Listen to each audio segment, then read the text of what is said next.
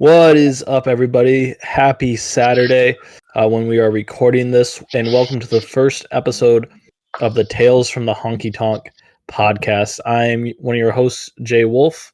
And I am your other co-host, Tyler Lovell. Yeah, so Tyler, so this is our first episode. In this episode, we will be going through the country news from the week, new songs, new albums that have dropped.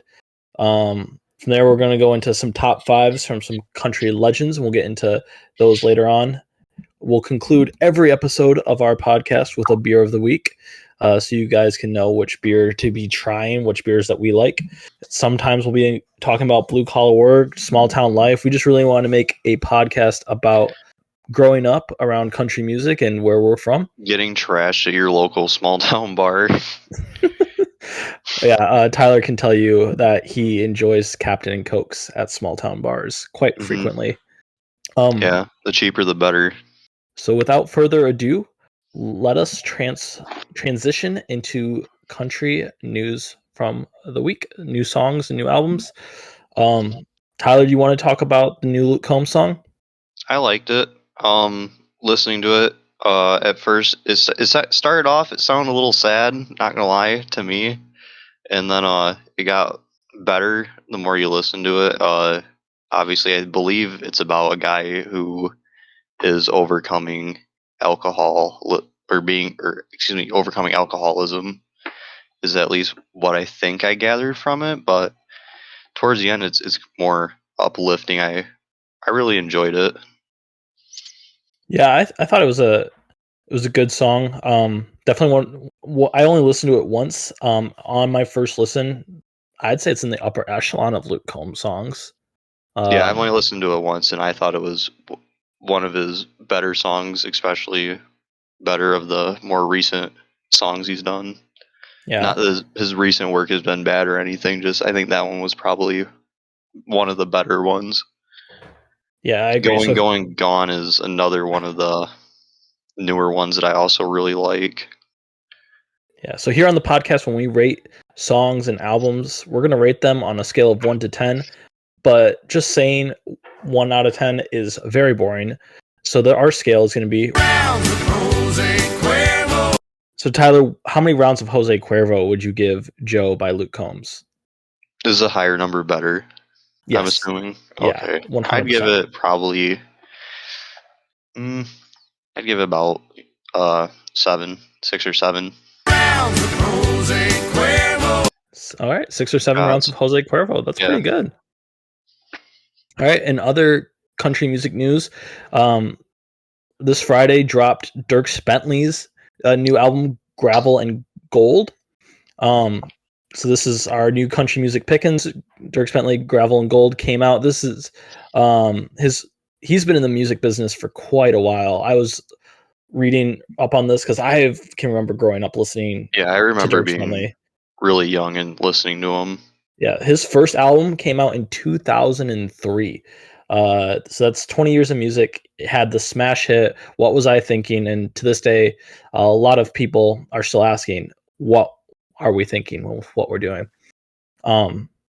Yeah, so Gravel and Gold was preceded with singles Gold, Same Old Me, Cowboy Boots with Ashley McBryde, and High Note with Billy Strings.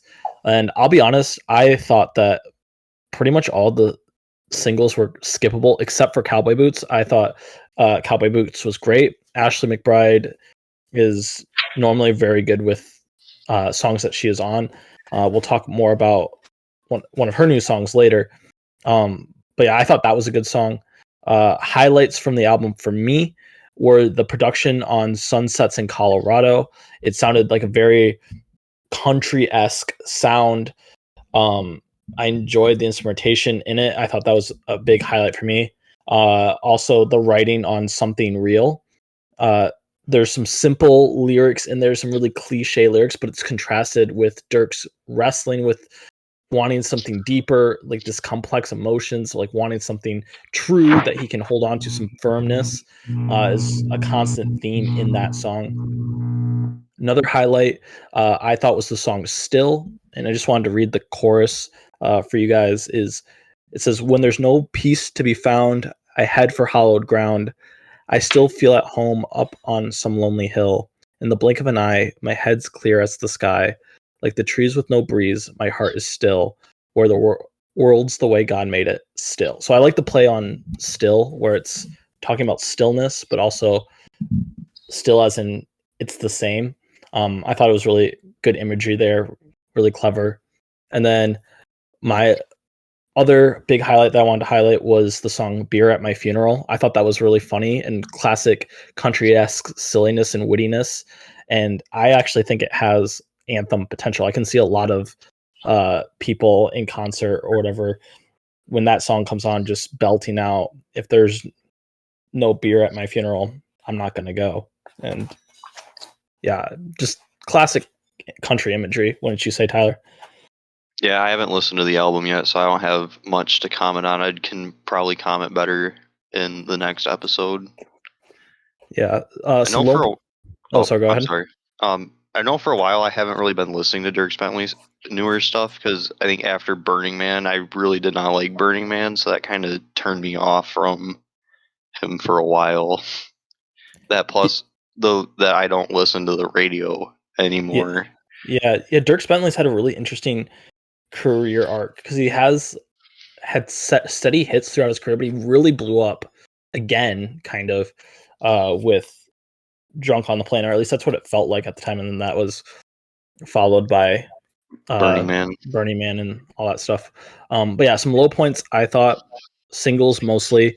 Was not a big fan of 3 out of 4 of them, and basically, I believe it was a 14 song album, so that's almost a fifth of the album. And there's some of the other cuts that I wasn't terribly huge on, but I did think it was overall well done. Production on Something Real, that was one of my biggest griefs. The song to me was so close to being a gem, but the production on Something Real doesn't, like, I wish that it was more like acousticy, more raw, more real sounding, instead of like, it just sounded a little too overproduced for the subject that it was talking about. I did appreciate the themes that I noticed in Gravel and Gold, and maybe this is just me coming up with the themes, but you see Gravel kind of represent that small town life where it's like this thing that Dierks is kind of longing to go back to in this simple life, but at the same time, it also represents brokenness. And like, which makes sense, like Gravel is like not connected, right? So it's like broken. And then Gold is Nashville, so it's like this glitzy, like more in the spotlight life that he is kind of wanting to get away with, but it's also on the flip side wholesome. So there's I can't remember which song, but there's a part where he talks about someone making him, like, after he's like been broken, like turning him into gold and basically making him whole. So that you see that both have negative and positive imagery and subject matter. I would give this a 6, a light 6 rounds. And yeah, so that's my talk. Talking about Ashley McBryde, one of the artists that's on the singles. She had a new single come out called Light On in the Kitchen, and it gave me major Humble and Kind vibes. I really like the song. I've listened to it several times. Are you already. Referencing the Tim McGraw song? Yeah. So it gave me a lot of those vibes where she's giving all this advice and then concludes like each like set of advice with saying, and leave the light on in the kitchen. So I really like that. I give that an 8. That will be a contender for my early song of the year. And then in other news, yeah, I thought it was that good. In other news, Teenage Dixie by Muscadine Bloodline dropped. I haven't listened to it completely, so I can't really give it a score, but it's trending towards a strong 7, in my opinion, the album. And then now that will bring us to the new Brad Paisley song. Tyler, do you want to comment on that? I thought it was a well put together song, but a lot of the stuff he like talked about in it, I just really didn't resonate with. So with like, for me, that kind of gives it a lower score. I think I'm not saying it was a bad song. I think it was well done. It was just, I don't know. It was a little slow for me. I'm not usually one for the slower songs. I like the more upbeat and more kind of like faster songs, especially because those more so remind me of like summertime and driving around with the windows down, the radio cranked up and stuff like that. But I thought it was a pretty decent song. You and I were talking prior to this session how we like the line about he's got his own version of a football team that lets him down every year. I thought that we thought that was quite funny. Yeah, I thought that was pretty clever. I'll be honest, especially I didn't. being from Michigan. Oh yeah. The Lions always letting us down, except for last year. Last year they're starting to look a little bit better. But yeah, I didn't fully get the line at first when he said that, and then when we were talking, after you had listened to it, and we were talking about it, I was like, oh yeah, that's right. They play soccer over there, and soccer's football. So I was like, yeah, I thought that was really clever to connect the cultures, right?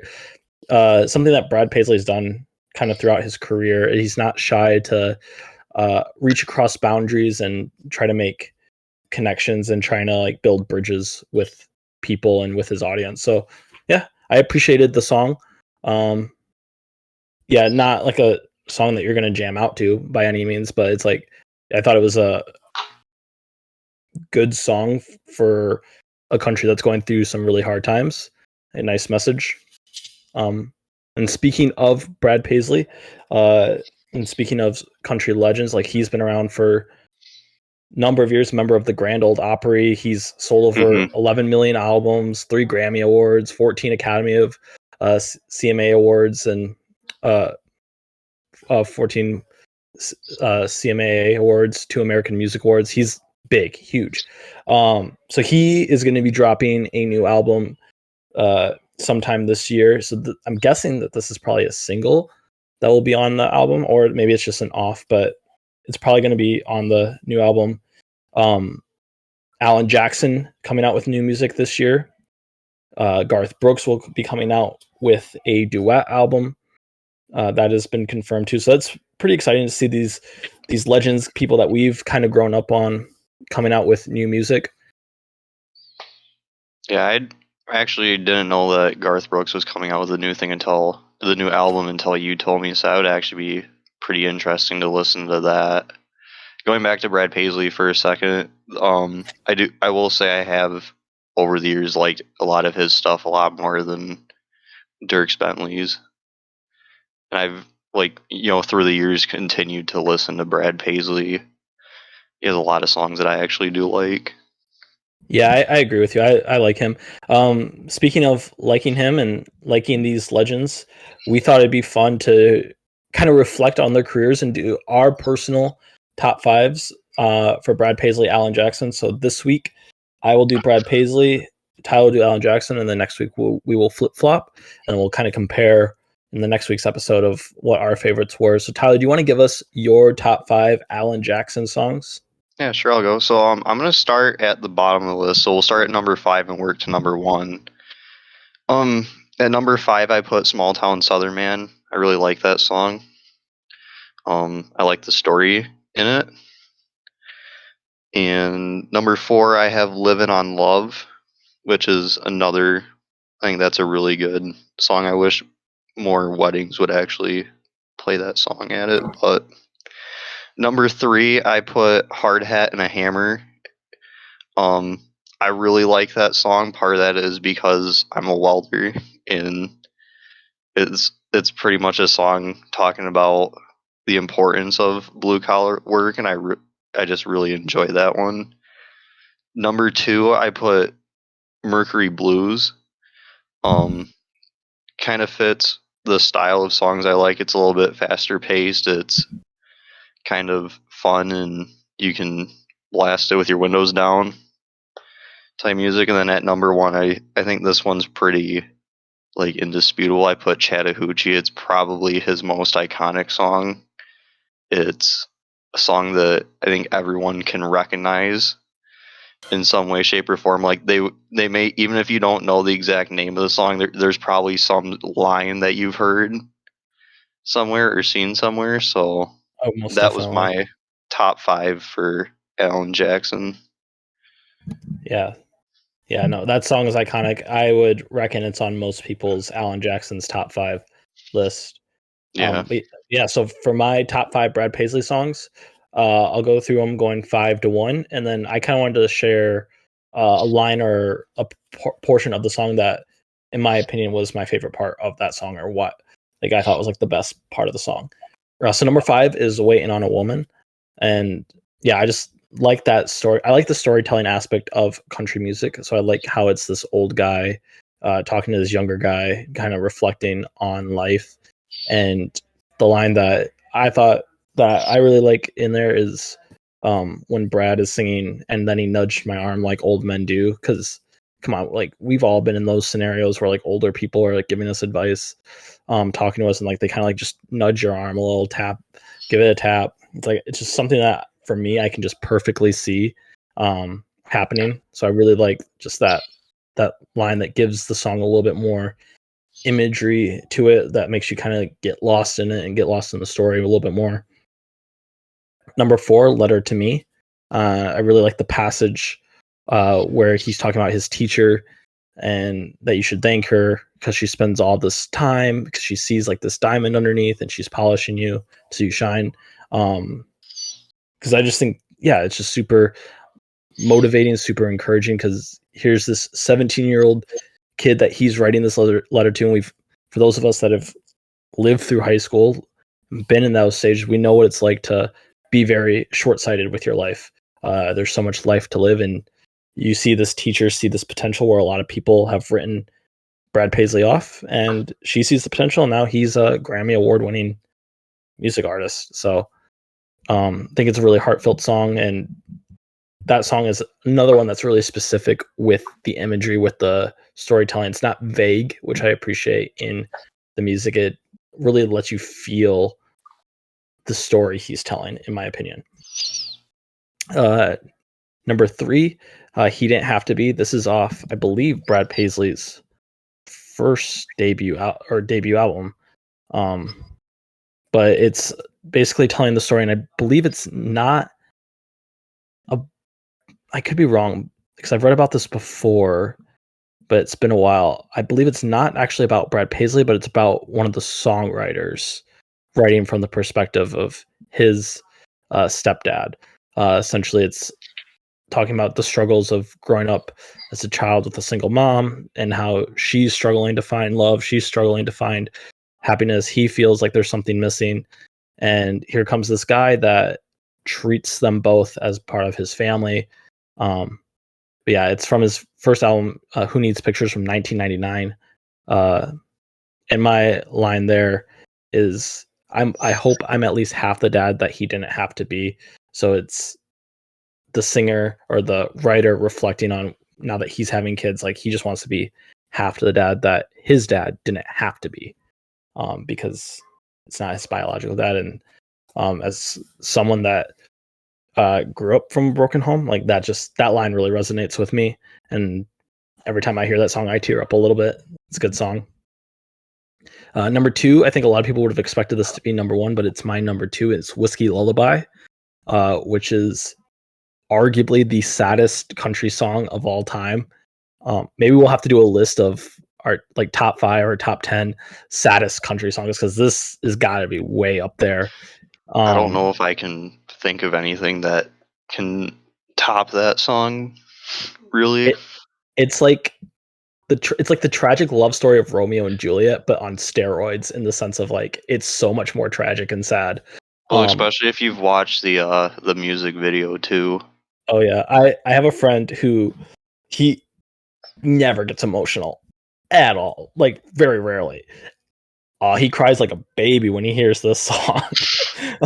So yeah, it softens the heart, let me tell you, to listen to this song.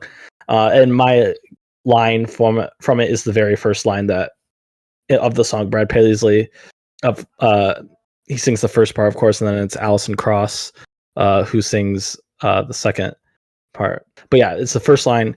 She put him out like the burning end of a midnight cigarette. Oof.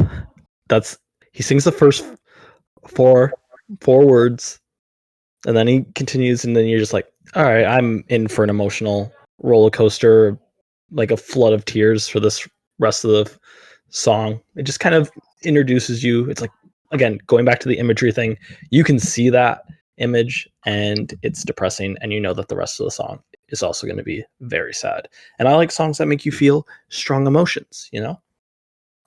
Speaking of songs where you feel strong emotions, my number one is When I Get Where I'm Going, featuring Dolly interesting. Parton. And the reason why this song is my number one and not Lullaby is because of the passage where he's talking about walking with his granddaddy and he'll match him step for step and all that stuff. And then he tell him how he missed him since he left. And then he hugs him. Because I can remember when that song came out, I think I was like 7 or 8 years old. And for y'all to know that I was an emotional child, I remember listening to that song and like bawling when that line hit because I was like, oh, I don't want my grandpa to leave me.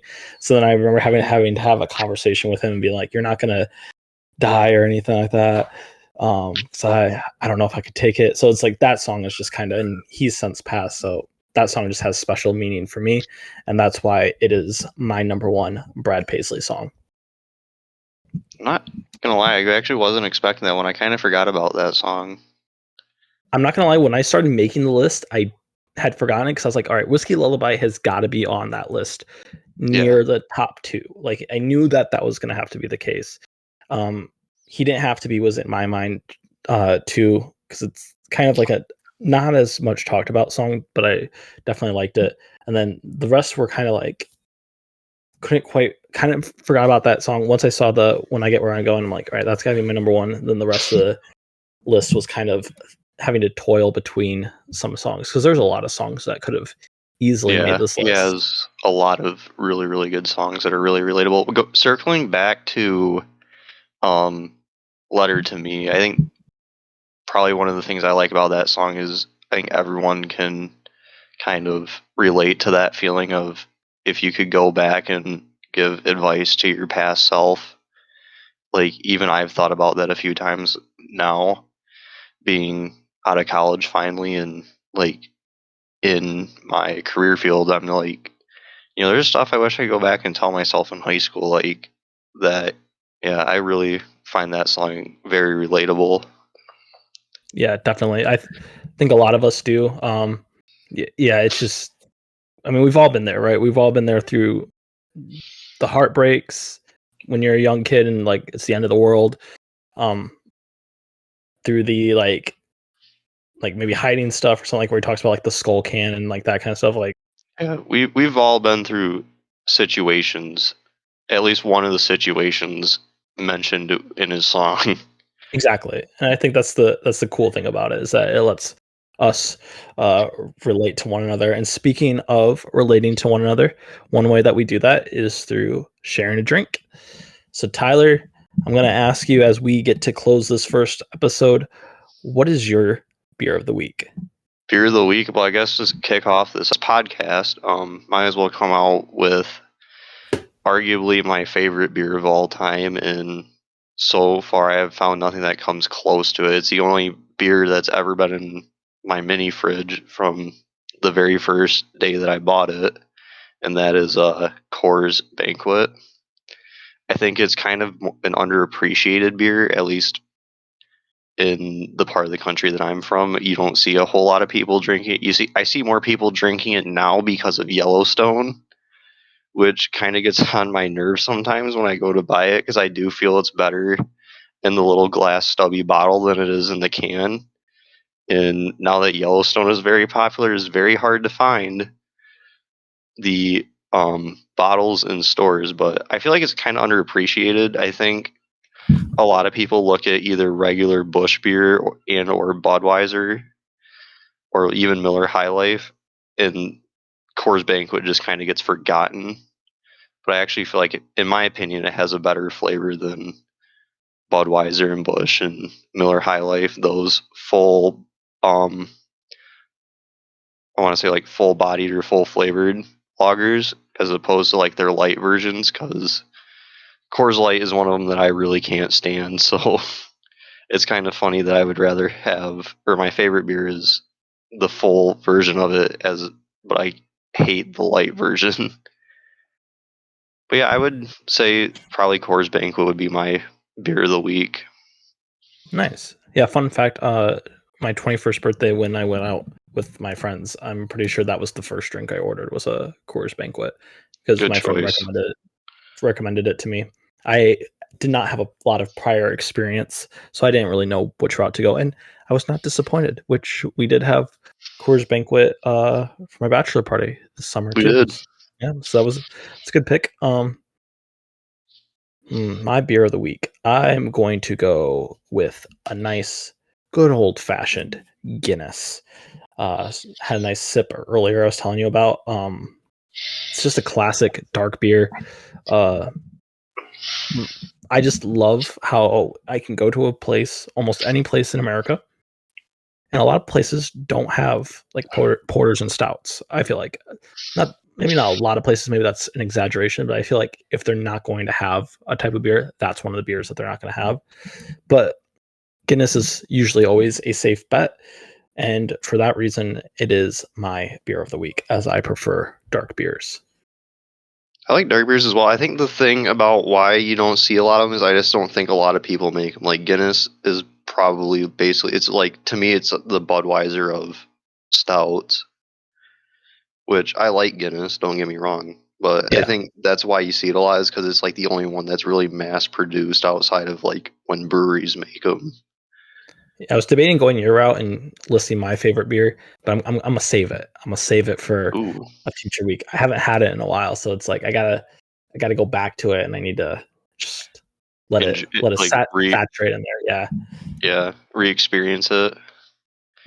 It's like that. It's like that old like t-shirt you don't wear, or like that one pair of jeans, or that you just have that one favorite something or other that you don't always have, but then like you go and you like either it's like a favorite article of clothing, you put it back on and it fits just right, or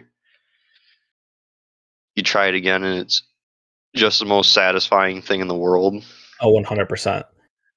100%. Yeah, no. You gotta experience it in the moment, and we will go over that beer when we get there. So what about you guys?